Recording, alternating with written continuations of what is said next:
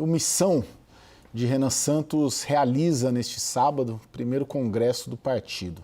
Enquanto o PT promove no domingo a Convenção Nacional da Legenda, onde será confirmada a candidatura à reeleição do presidente Lula. Os partidos estão na reta final desse período de convenções partidárias que acaba na quarta-feira. Vamos à reportagem.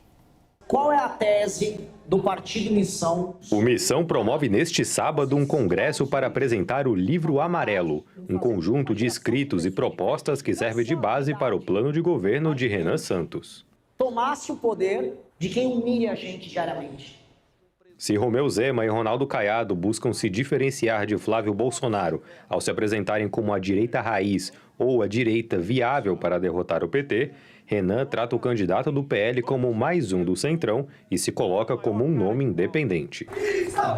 Nascido do MBL, o Missão vai para a sua primeira eleição sem alianças partidárias, nem mesmo nas disputas estaduais. Com a estratégia, Renan busca se tornar, aos 42 anos, o presidente mais jovem desde Fernando Collor de Mello. De todos nós que sofremos ao longo de todo esse tempo. Já no domingo, será a vez de o PT confirmar a candidatura de Lula a um quarto mandato. O ato servirá para marcar a frente de esquerda que vai apoiar o presidente na campanha, formada por PCdoB e PV, partidos que integram uma federação com o PT, além de PSB, PDT e da Federação PSOL-Rede.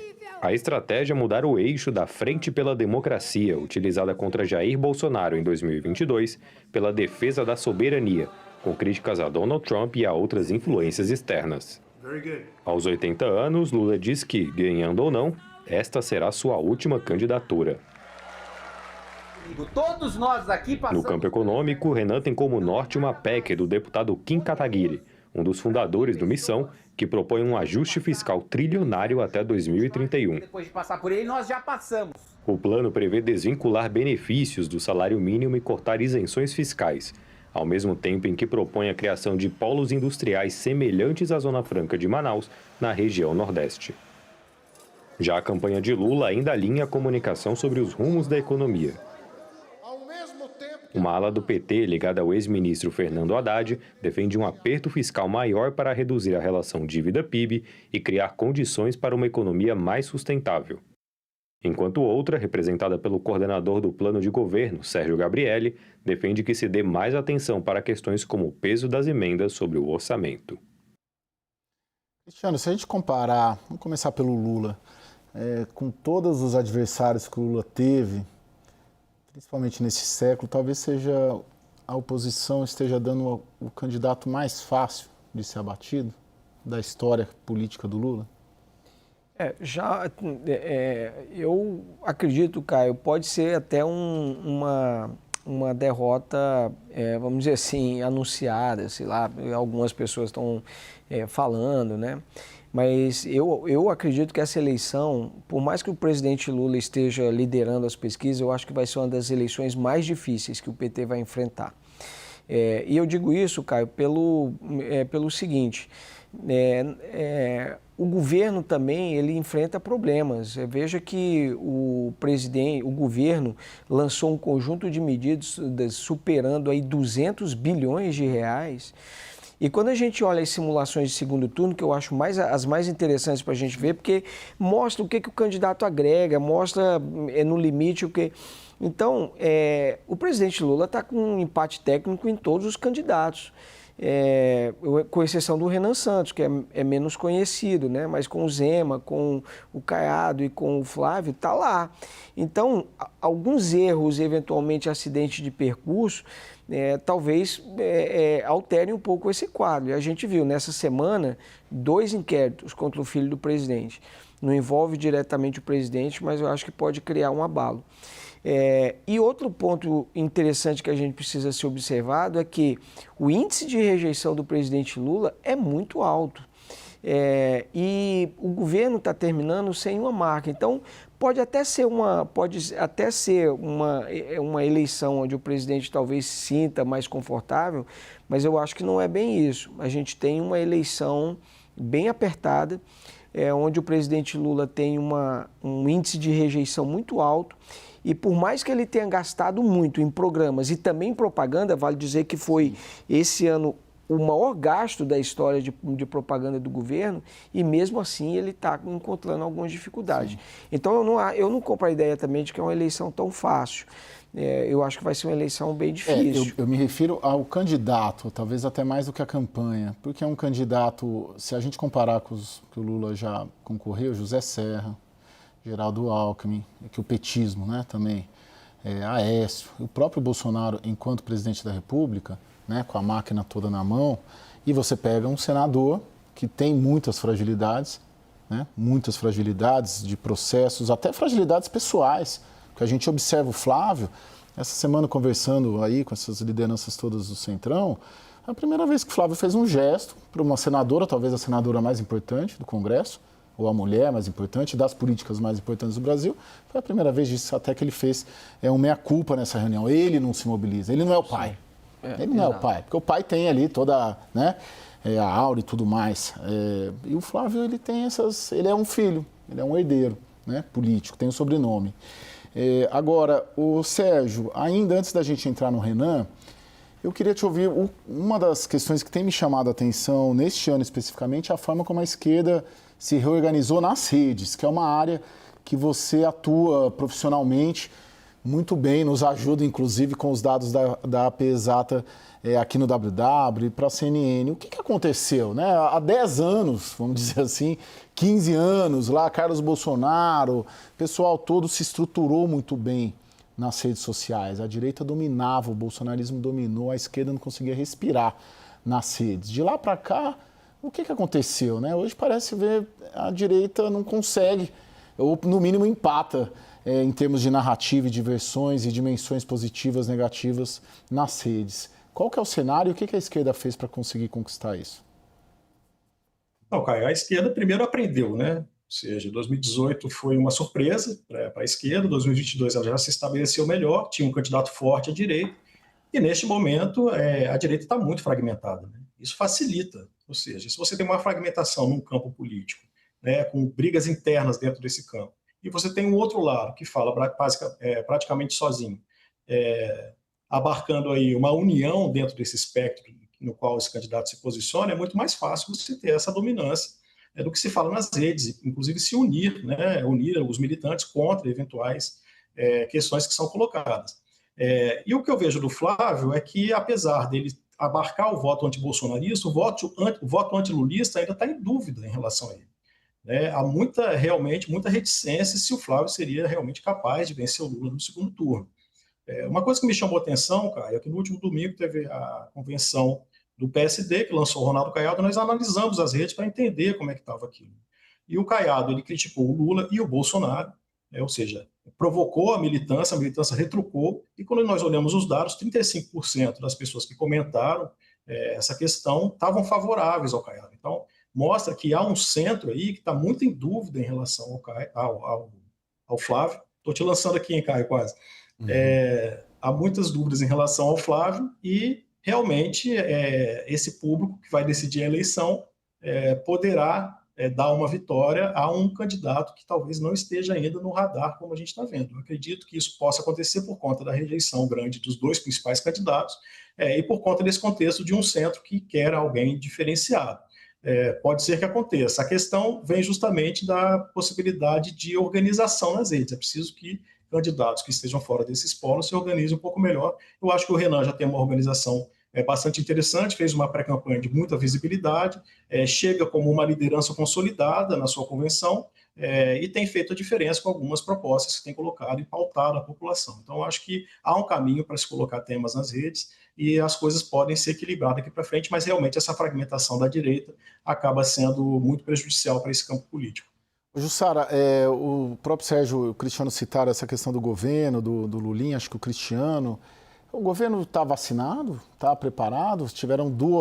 Foram 2 pedidos de abertura de inquérito pela Polícia Federal por tráfico de influência do Lulinha, aceitos pelo André Mendonça. E, além disso, teve o levantamento do sigilo de todas as informações do Jacques Wagner com o Daniel Vercaro. O governo teme esse debate, que ele sempre também foi muito alvejado e nunca conseguiu fazer frente aos opositores nesse tema corrupção? Caio, no governo e no PT há uma divisão sobre o impacto desses dois inquéritos abertos contra o Lulinha, né, o filho do presidente Lula. A grande avaliação deles neste momento é o seguinte: se não aparecer um vídeo, um áudio, uma prova contundente, o dano pode ser bem pequeno. A questão é se essa investigação trouxer um fato novo que não está no radar deles neste momento. Por outro lado, Caio, o PT e o partido do governo também vê, neste caso, uma oportunidade de buscar uma comparação com o Jair Bolsonaro. O que eles têm dito? Olha, abriram esses dois inquéritos, a pedido da Polícia Federal. Inclusive, alguns até falam assim, olha, o pedido partiu da Polícia Federal e não foi uma decisão só do ministro André Mendonça, do Supremo Tribunal Federal. Então, eles dizem o seguinte: a nossa oportunidade de falar também da independência das instituições, de que o governo Lula devolveu a autonomia dos órgãos de Estado e, portanto, por isso, há investigações abertas contra o filho do presidente Lula. Eles querem usar este argumento para dizer o seguinte: no governo Bolsonaro havia um aparelhamento do Estado, da Polícia Federal, inclusive para poupar Flávio Bolsonaro, hoje candidato, que na época era alvo da investigação do caso da rachadinha lá na Assembleia Legislativa do Rio de Janeiro. Então, eles já se preparam também para tentar emplacar esse discurso para poder ir para os debates, dizendo o seguinte: há uma autonomia, independência das instituições e por isso que há esses dois inquéritos contra Lulinha. De modo geral, obviamente, eles vão organizar o seguinte: olha, ninguém tem que ser diferente, estar acima da lei, mas também não pode estar abaixo da lei por ser filho do presidente. Então, eles vão reclamar muito disso, mas o discurso do presidente, inclusive ele antecipou isso ontem num podcast, numa entrevista que ele deu, dizendo o seguinte: olha, se ele tiver algo para pagar, ele que pague, mas ou que faça a sua defesa e prove sua inocência. Então, é basicamente assim que o governo e o PT têm se preparado para reagir a essas situações. Caio. Cristiano, olhando um pouco o Renan Santos, me parece ser, pelo menos até agora, a grande novidade, né? A forma de fazer campanha. Eu não estou nem entrando no mérito se boa ou ruim, mas de diferente, pelo menos para a gente, essa campanha. Você acha que ele tem alguma chance de incomodar ou de causar algo? Caio, o que está surpreendendo no Renan, né, é o fato de a gente ver, imagina, o governador de Minas Gerais, né, o segundo maior colégio eleitoral do país, e ele está ali atrás até do Renan, o Caiado também, que já concorreu à presidência da República lá em 89, senador, governador e tudo mais, e está empatado tecnicamente ali com o Renan. Então, o que surpreende é isso, né? Agora, Caio, no começo aqui você falou da questão das emendas parlamentares e tal. E isso é um fator que pesa muito ainda para a estrutura. Então, eu acredito que o Renan pode eventualmente surpreender em termos de votos, pode ajudar o Missão, o partido, a eleger uma quantidade mínima ali de deputados para fazer algum barulho no Congresso, é exemplo do que aconteceu com o Novo. Mas eu comparo um pouco essa trajetória do Renan, ou essa história do Renan, justamente com o Novo, né? Você vê, um partido pequeno e tal, que já está concorrendo a alguma coisa, mas não emplaca. Hoje, a divisão ela é muito clara, que todos os problemas que o Flávio teve, enfrentou e tudo mais, está lá, muito consolidado e ele tem um piso muito alto.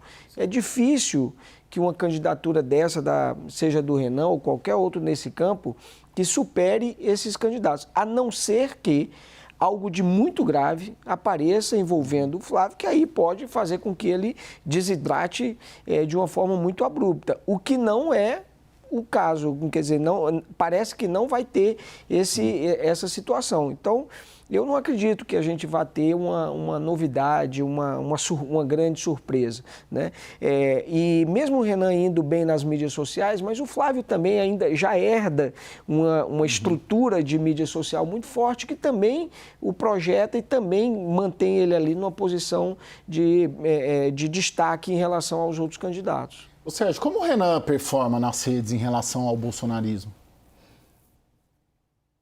O Renan performa muito bem, ele tem uma presença bastante forte nas redes, desde o início da pré-campanha, ele abarca aí cerca de 10% das menções aos presidenciáveis, eventualmente cresce mais quando critica o Flávio, principalmente. Tem uma campanha bastante engajada, representa o antissistema, né, o público antissistema, que é um público ainda presente, não tão presente quanto foi em eleições anteriores, mas que tem características importantes que o Renan acaba por assumir, traz esse eleitor. Tem propostas que são propostas um pouco mais duras, mais firmes, né, que acabam também trazendo uma ideia de mudança, principalmente para o público jovem, que é um público que segue bastante o Renan, e tem também uma estrutura de rede, Caio, que já estava estruturada a partir do MBL, né? Então ele se aproveitou muito bem, como eu falei, dessa pré-campanha, se tornou já conhecido perante um público importante que dá a ele uma pontuação relevante já, né, nessa pré-campanha, pode crescer, se tornando um pouco mais conhecido, mas eu acho que acaba sendo um candidato mais de nicho, porque justamente se foca numa tendência antissistema que nós já vivenciamos no Brasil, que eu acho que não é o momento agora. Eu acho que a gente está voltando para um momento mais de pragmatismo, de diplomacia política, as pessoas querem resultados, não querem mais o embate que nós tivemos no passado, está muito claro, pela postura até do Flávio, do Lula, que são neste momento os que estão liderando as pesquisas, né, mostram aí uma tentativa de conciliação, de acordo, né, então acho que o sentimento dos políticos é que há essa vontade. O Renan não está dentro desse espectro, mas vai fazer uma eleição certamente bastante visível, como tem feito, e vai atrair um público que está ainda interessado nessa luta aí contra o sistema.